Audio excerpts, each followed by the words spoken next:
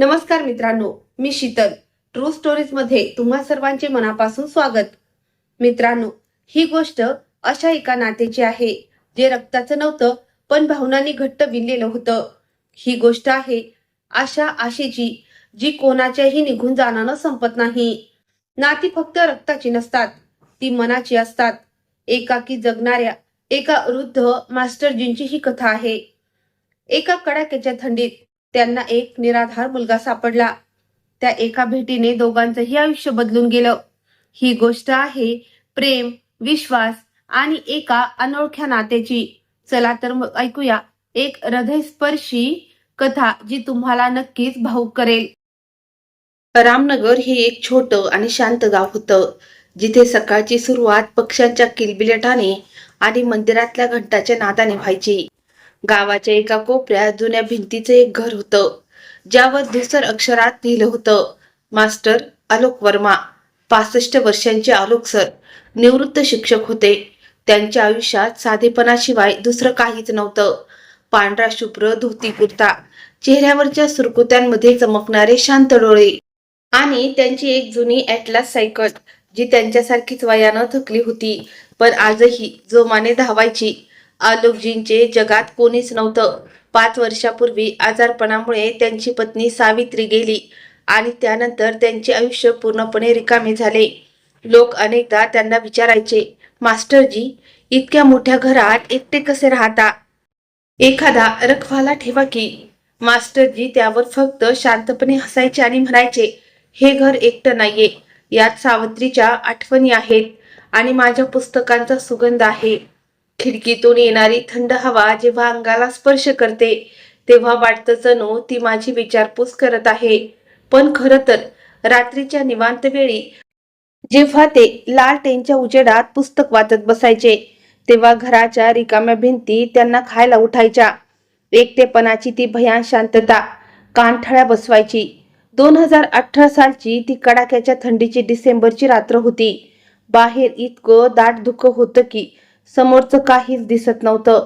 आलोकजी स्वयंपाकघरात स्वतःसाठी चहा बनवत होते, तेव्हाच अचानक मुख्य दरवाजावर टप टप असा आवाज आला. सुरुवातीला त्यांना वाटलं की कदाचित वाऱ्याची झुळूक असेल किंवा एखादा कुत्रा आसरा शोधत असेल. पण जेव्हा पुन्हा तसाच आवाज आला तेव्हा त्यांनी लालटेन हातात घेतली आणि बाहेर आले. दरवाजा उघडताच त्यांची नजर खाली गेली आणि ते स्तब्ध झाले. तिथे 8-9 वर्षाचा एक छोटा मुलगा उभा होता. अंगावर एक फाटका स्वेटर, अनवाणी पाय आणि थंडीने निळे पडलेले ओठ. त्याच्या डोळ्यात इतकी भीती होती की कोणाचीही काळीज थरारून जावं. त्याच्या हातात एक जुनी मळलेली पिशवी होती. बेटा, कोण आहेस तू? या थंडीत इथे काय करतोयस? आलोकजींनी त्याला स्पर्श केला आणि ते दचकले. त्याचे शरीर तापानं फणफणलेलं होतं. तो मुलगा काहीच बोलू शकला नाही आणि थेट मास्टरजींच्या पायापाशी बेशुद्ध होऊन पडला. मास्टरजींनी एक क्षणही वाया न घालवता त्याला उचलले. तो इतका हलका होता की जणू काही एखादी सुकी काडी. त्यांनी त्याला घरात आणून अंथरुणावर झोपवलं.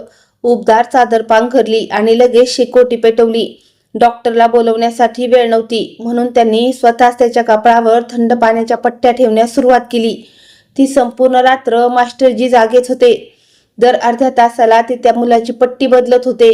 जणू काही आज पुन्हा एकदा त्यांच्या आयुष्यात कोणीतरी आपलं आलं होतं. पहाटे 4 वाजता जेव्हा मुलाचा ताप थोडा कमी झाला तेव्हा कुठे मास्टरजींचा जीव भांड्यात पडला. खिडकीतून सकाळची पहिली किरण खोलीत डोकावली आणि मुलाने डोळे उघडले. समोर एक अनोळखी खोली आणि एक अनोळखा वृद्ध माणूस पाहून तो घाबरला आणि मागे सरकू लागला. घाबरू नकोस बेटा, असे म्हणत आलोकजींनी मायेनं वाफळलेल्या दुधाची वाटी आणि बिस्किट त्याच्या समोर धरलं. तू सुरक्षित आहेस. मी इथला मास्टर आहे. तुझं नाव काय आणि तुझे आई वडील कुठे आहेत? त्या मुलाने दुधाची वाटी दोन्ही हातांनी अशी पकडली जणू काही त्याने कित्येक दिवस काहीच खाल्लं नव्हतं. दूध प्यायल्यानंतर त्याने अतिशय धीर गंभीर आणि हळू आवाजात सांगितलं, माझं नाव श्याम आहे. जेव्हा मास्टरजीने पुन्हा त्याच्या आईवडिलांबद्दल विचारलं तेव्हा श्यामच्या डोळ्यातून अश्रू वाहू लागले. त्याने सांगितलं की त्याचे आईवडील एका कन्स्ट्रक्शन साईटवर मजुरी करायचे. एका आठवड्यापूर्वी तिथे झालेल्या एका मोठ्या अपघातात त्या दोघांचा मृत्यू झाला. ठेकेदाराने त्याला काही पैसे देऊन तिथून हुसकावून लावलं. तेव्हापासून तो अनेक दिवस ट्रकमध्ये लपत-छपत या अनोळखी गावात येऊन पोचला होता. रात्री जेव्हा थंडी सहन झाली नाही आणि कुठेच आश्रय सापडला नाही, तेव्हा त्याने मास्टरजींच्या घराचा दरवाजा खटखटवला होता. श्यामची ही हृदयद्रावक कहाणी ऐकून आलोकजींचे डोळे पाणावले. समाजाचे नियम तर सांगत होते की पोलिसांना कळव किंवा याला अनाथालयात सोड, पण जेव्हा आलोकजींनी श्यामच्या त्या घाबरलेल्या निरागस डोळ्यात पाहिलं, तेव्हा त्यांना वाटलं की देवाने कदाचित त्यांच्या रिकाम्या आयुष्यात आनंद भरण्यासाठीच या मुलाला त्यांच्याकडे पाठवलं आहे. त्यांनी श्यामच्या डोक्यावरून हात फिरवला आणि ठामपणे सांगितलं, आजपासून तुला कुठेही जायची गरज नाही. हे घर आता तुझं आहे आणि तू माझा नातू आहेस. गावातल्या लोकांना ही बातमी समजायला वेळ लागला नाही.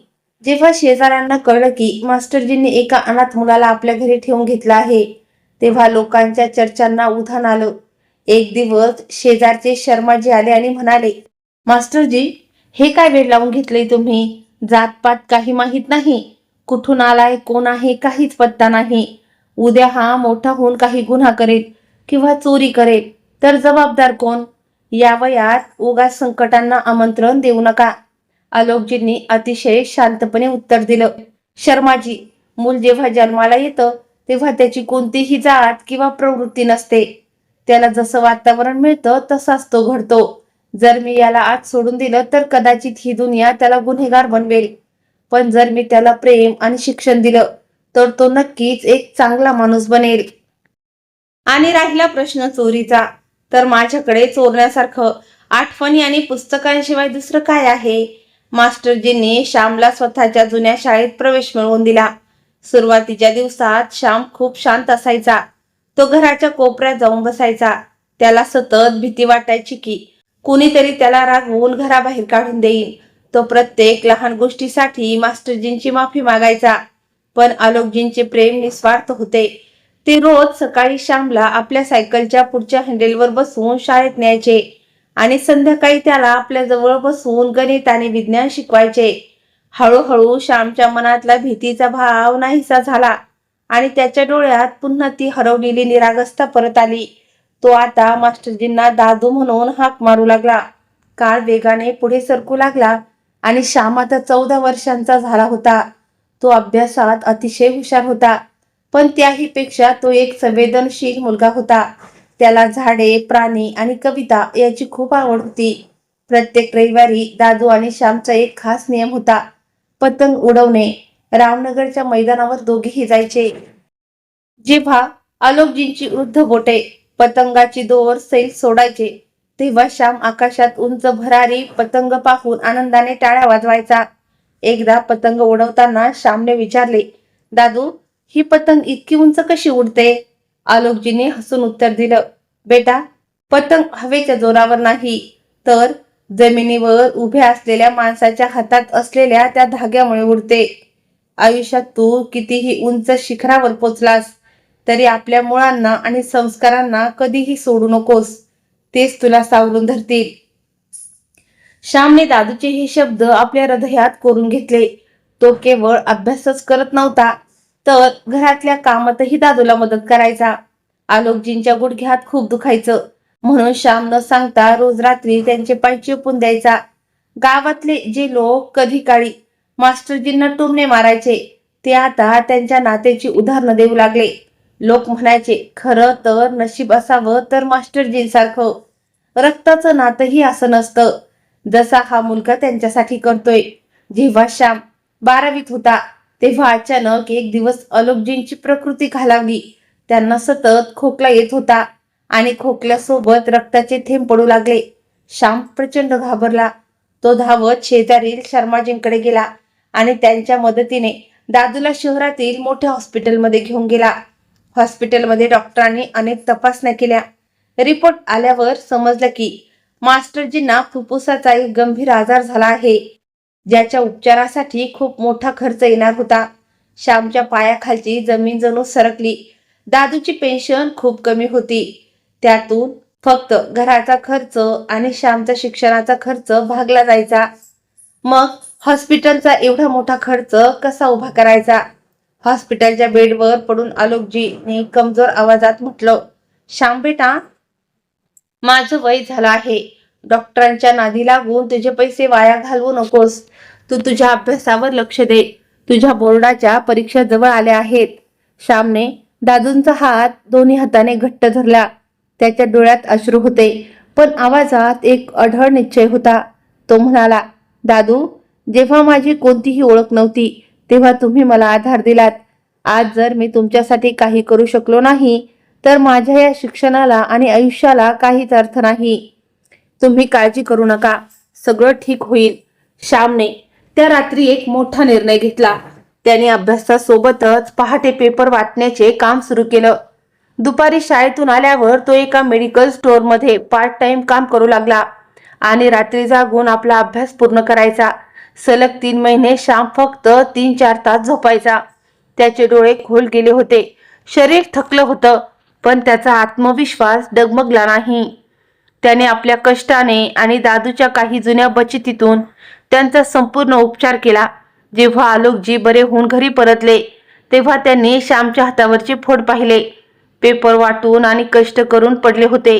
मास्टरजींनी श्यामला जवळ घेतलं आणि ते ओक्साबोक्सी रडू लागले. ते म्हणाले, बेटा, लोक म्हणायचे की तू परका आहेस, पण आज तू सिद्ध करून दाखवलंस की नात्यांची वीण रक्ताने नाही तर प्रेमाने घट्ट होते. श्यामने 12वीच्या परीक्षेत संपूर्ण जिल्ह्यात अव्वल क्रमांक पटकावला. त्याच्या या यशामुळे संपूर्ण रामनगरमध्ये आनंदाचे वातावरण होते. त्याच्या गुणवत्तेमुळे त्याला दिल्लीतील एका अत्यंत प्रतिष्ठित कॉलेजमधून स्कॉलरशिपसह प्रवेशाचे बोलावणं आलं. त्याला तिथे लिटरेचर आणि सोशिओलॉजी शिकायचे होते. ही खूप मोठी आनंदाची बातमी होती, पण या बातमीसोबतच एक दुःखही आलं होतं. श्यामला आता दिल्लीला जावं लागणार होतं. याचा अर्थ दादूला एकटं सोडणं. श्यामने स्पष्ट नकार दिला. दादू, मी कुठेही जात नाही.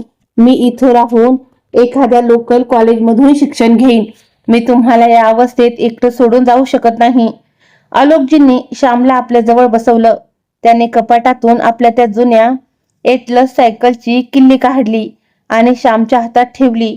त्यांनी म्हटलं, श्याम, तू लहान होतास तेव्हा मी तुला सांगितलं होतं की पतंगाने नेहमी उंच भरारी घेतली पाहिजे. आज जेव्हा तुझ्या समोर इतकं मोठं आभाळ मोकळं आहे तेव्हा तू पावलं मागे का घेतोयस? तुला माझ्यावर विश्वास नाही का? मी कमजोर जरूर आहे, पण इतकाही नाही की आपल्या मुलाच्या यशाच्या आड येईन. तू जा, दिल्लीला जा, तुझं आयुष्य बदल, लोकांची मदत कर. मी इथे तुझी वाट पाहीन. श्याम जड अंतकरणानं तयार झाला. जाण्याच्या दिवशी त्याने दादूंच्या पायाला स्पर्श केला. आलोकजींनी त्याला एक जुनी डायरी दिली आणि म्हणाले, जेव्हा कधी माझी आठवण येईल किंवा आयुष्यात एकटं वाटेल तेव्हा या डायरीत तुझ्या मनातील भावना लिहून काढ. शब्द माणसाला कधीच एकटे सोडू शकत नाही. दिल्ली ही एक वेगळीच दुनिया होती. धावपळीचे आयुष्य, उंच इमारती आणि प्रत्येक जण आपापल्या धुंदीत व्यस्त. श्यामसाठी हे वातावरण अगदी नवीन होतं. कॉलेजमध्ये मोठ्या घरातील मुलं शिकायला होती. काही मुलांनी श्यामच्या साध्या कपड्यांची आणि त्याच्या देहाती हिंदीची थट्टा करण्याचाही प्रयत्न केला, पण श्यामच्या मनात मास्टर आलोकजींनी दिलेले संस्कार होते. तो कधीही कोणत्याही वादात पडला नाही. तो शांत राहायचा, आपला अभ्यास करायचा आणि कॉलेजच्या लायब्ररीत तासनतास घालवायचा. दर शनिवारी संध्याकाळी श्याम हॉस्टेलच्या फोनवरून दादूला फोन करायचा. तो फोन म्हणजे फक्त एक संवाद नसायचा, तर श्यामसाठी तो जणू संजीवनी बुटीसारखा असायचा. दादू, आज मी लायब्ररीत एक खूप छान पुस्तक वाचलं. दादू, इथले लोक नेहमी घाईत का असतात? आलोकजी फोनवर म्हणायचे, बेटा, शहर लोकांना वेग देतं पण ठराव विसरायला लावतं. तू तुझी प्रगती करत राहा, पण मनातला तो ठराव कधीही गमावू नकोस. वेळ निघून जात होता. श्यामने ग्रॅज्युएशन पूर्ण केलं आणि त्यानंतर पोस्ट ग्रॅज्युएशनही केलं. तो युनिव्हर्सिटीचा गोल्ड मेडलिस्ट झाला. त्याच्या कविता आणि लेख आता मोठ्या वर्तमानपत्रात छापून येऊ लागले. त्याला अनेक बड्या कंपन्यांकडून नोकरीच्या ऑफर्स आल्या, जिथे लाखोंचे पॅकेज होते. पण श्यामचे मन काही वेगळंच सांगत होतं. त्याला कॉर्पोरेटच्या या आंधळ्या शर्तीचा भाग बनायचं नव्हतं. एक दिवस श्यामला रामनगरहून शर्माजींचा फोन आला. शर्माजींच्या आवाजात भीती होती. श्याम बेटा, मास्टरजींची प्रकृती अचानक खूप खालावली आहे. त्या हॉस्पिटलमध्ये आहेत आणि सारखं तुझं नाव घेत आहेत. तू लवकरात लवकर ये. श्यामच्या हातातील फोन निसटला. त्याने सामानही भरले नाही आणि पहिली ट्रेन पकडून रामनगरला निघाला. ट्रेनच्या संपूर्ण प्रवासात त्याच्या डोळ्यासमोर दादूचा तो हसरा चेहरा, ती जुनी सायकल आणि पतंग उडवण्याचे दिवस फिरत होते. तो देवाकडे फक्त एकच प्रार्थना करत होता, देवा माझ्या दादूला ठीक ठेव. मला फक्त एकदा त्यांना भेटू दे. जेव्हा श्याम हॉस्पिटलमध्ये पोहोचला तेव्हा वार्डच्या बाहेर स्मशान शांतता होती. शर्माजी बाहेर उभे होते. श्यामला पाहताच शर्माजींनी आपली नजर खाली झुकवली. नाही. श्यामच्या तोंडातून एक किंकाळी उमटली. तो धावतच आतल्या खोलीत गेला. पांढऱ्या चादरीने झाकलेलं आलोकजींचं शरीर अगदी शांत होतं. त्यांच्या चेहऱ्यावर तीच जुनी चिरपरिचित शांतता होती. असं वाटत होतं की ते फक्त गाढ झोपेत आहे. श्याम त्यांच्या पायाशी बिलगून ओक्साबोक्सी रडू लागला. दादू, डोळे उघडा ना. बघा, तुमचा श्याम आलाय. मी आता तुम्हाला सोडून कधीच कुठे जाणार नाही. मी इथेच राहीन. प्लीज माझ्याशी काहीतरी बोला. हॉस्पिटलच्या खोलीत उपस्थित असलेल्या प्रत्येकाचे डोळे पाणावले होते. डॉक्टरांनी श्यामच्या खांद्यावर हात ठेवला आणि त्यांच्या हातात एक लिफाफा दिला. मास्टरजींनी जाण्यापूर्वी 1 तास आधी हे तुला देण्यासाठी सांगितलं होतं, डॉक्टर शांत आवाजात म्हणाले. श्यामने थरथरच्या हाताने तो लिफाफा उघडला. त्यात दादूंच्या त्या जुन्या डायरीचं शेवटचं पान होतं, ज्यावर त्यांची थरथरती अक्षरे उमटली होती. माझ्या प्रिय श्याम, जेव्हा तू हे वाचत असशील तेव्हा मी कदाचित अशा प्रवासाला निघालो असेन जिथून कोणीही परत येत नाही. बेटा, रडू नकोस. तू माझ्या आयुष्याच्या शेवटच्या काळात मला जो आनंद आणि सन्मान दिलास त्याची मी कधी कल्पनाही केली नव्हती. लोक म्हणतात की मुले शिकून मोठी झाली की आई वडिलांना विसरतात, पण मला खात्री होती की माझा श्याम असा नाही. तू मला कधीच विसरला नाहीस. तुझी प्रत्येक चिठ्ठी आणि तुझा प्रत्येक फोन हा माझ्या जगण्याचा आधार होता. मला माहित आहे की मोठ्या शहराचे पगार तुला आकर्षित करू शकत नाहीत, कारण तुझा आत्मा या मातीशी जोडलेला आहे. माझी एक शेवटची इच्छा आहे. हे घर, माझी पुस्तके आणि माझी ही सायकल आता तुझी आहे. या घराला कधीही सुना होऊ देऊ नकोस. ज्याप्रमाणे मी एका रात्री एका निराधार आशेला आश्रय दिला होता, तसाच तूही आयुष्यात एखाद्या भटकणाऱ्याला रस्ता दाखव. तुझ्या शिक्षणाचा उपयोग अशा लोकांसाठी कर ज्यांच्याकडे कोणाचाही आधार नाही. उठ बेटा, खूप उंच भरारी घे. माझे आशीर्वाद सदैव तुझ्या सोबत आहे. तुझा दादू. दादूच्या जाण्यानंतर श्याम पूर्णपणे खचून गेला होता. त्याने अनेक दिवस त्या रिकाम्या घरात एकटेच काढले. तो दादूंची पुस्तके स्पर्श करायचा, त्याची सायकल बघून रडायचा. पण मग त्याला दादूंचे ते पत्र आठवले, या घराला कधीही सुना होऊ देऊ नकोस. श्यामने आपल्या डोळ्यातील अश्रू पुसले. त्याने दिल्लीच्या सर्व मोठ्या नोकरीच्या ऑफर्स नाकारल्या आणि कायमचे रामनगरलाच राहण्याचा निर्णय घेतला. त्याने आपल्या मोठ्या शहरातील मित्रांच्या आणि काही NGOच्या मदतीने त्या जुन्या घराचे रूप पालटवले. त्याने घराबाहेर एक नवीन पाटी लावली, उम्मीद master Alok memorial library and learning centre. श्यामने त्या घराला गावातील गरीब, अनाथ आणि बेसहारा मुलांसाठी एक मोफत शाळा आणि लायब्ररीमध्ये रूपांतरित केले. तो स्वतः त्या मुलांना शिकवू लागला, त्यांना दादूच्या गोष्टी सांगू लागला आणि त्यांच्यासोबत वेळ घालवू लागला. काळ असाच पुढे सरकत गेला. आता श्यामचे वय 35च्या पलीकडे गेले होते. तो एक नामवंत लेखक आणि शिक्षक बनला होता. लोक त्याला आदराने श्याम सर म्हणत. एके दिवशी संध्याकाळी श्याम मुलांना शिकवून मोकळा झाला तेव्हा बाहेर हलकी रिमझिम सुरू होती. तो घराच्या वरवंड्यात येऊन बसला तेव्हा त्याचे लक्ष रस्त्याच्या कडेला उभ्या असलेल्या एका लहान मुलाकडे गेले. तो मुलगा पावसात भिजत होता आणि थंडीनं कुडकुडत होता. त्याच्या हातात एक लहानगी पिशवी होती आणि डोळ्यात तो जुना ओळखीचा भीतीचा भाव होता. श्यामच्या ओठावर एक स्मित हास्य उमटलं, पण डोळ्यातून एक आनंद अश्रू वाहिला.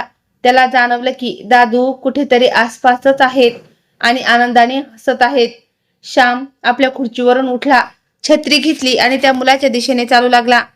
त्याने मुलाच्या डोक्यावरून मायेचा हात फिरवला आणि अतिशय मृदू आवाजात म्हणाला, घाबरू नकोस बेटा, आते, हे घर तुझं आहे. रामनगरचे ते जुने घर पुन्हा एकदा मुलांच्या हसण्या खिदळण्याच्या आवाजाने गुंजले. आलोकजींनी दिलेली ती आशेची पंगत आता श्यामच्या हातातून पुढच्या पिढीच्या आकाशात अधिक उंच भरारी घेण्यासाठी सज्ज झाली होती. मित्रांनो, या कथेचा संदेश खूप मोठा आहे. नाती फक्त रक्ताची नसतात, ती मनाची आणि संस्काराची असतात. खरी श्रीमंती पैशात नाही, तर आपण दुसरीला दिलेला आधार आणि प्रेमात आहे. स्वतःच्या प्रगतीच्या अंधाळ्या शर्यतीत धावताना आपण माणसांना विसरून चालणार नाही. कारण आज आपण कोणाचा तरी आधार बनलो तरच उद्या कोणीतरी आपला आधार बनेल. तर मित्रांनो, तुम्हाला आजची ही हृदयस्पर्शी कथा कशी वाटली?